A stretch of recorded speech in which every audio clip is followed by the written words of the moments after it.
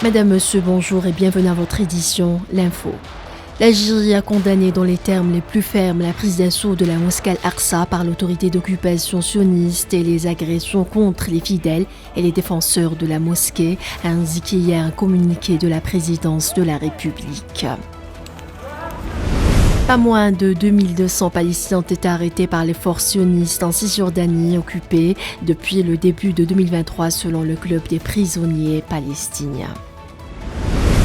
Dans un rapport adressé hier au Conseil de sécurité, le secrétaire général de l'Organisation des Nations Unies, Antonio Guterres, a salué l'engagement personnel du président algérien Abdelmadjid Tebboune dans la promotion de la paix et de la stabilité en République du Mali.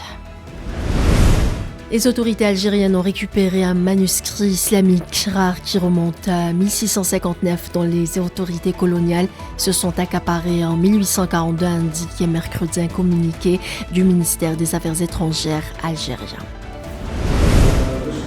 La signature de l'accord de transition au Soudan prévu ce jeudi a été reportée en raison de la reprise des pourparlers entre militaires, a affirmé dans un communiqué le bloc des forces de la liberté et du changement. Le président américain Joe Biden se rendra au Royaume-Uni et en Irlande du 11 au 14 avril pour commémorer la signature de l'accord de paix conclu en Irlande du Nord il y a 25 ans, a indiqué la Maison-Blanche.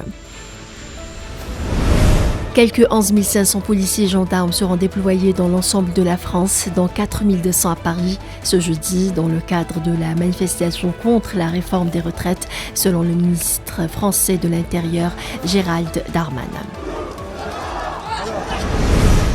On passe au sport football. Les deux représentants algériens en Ligue des champions africaines, en l'occurrence le CR Belouizdad et la JS Kabylie, sont fixés sur leurs prochains adversaires en quart de finale.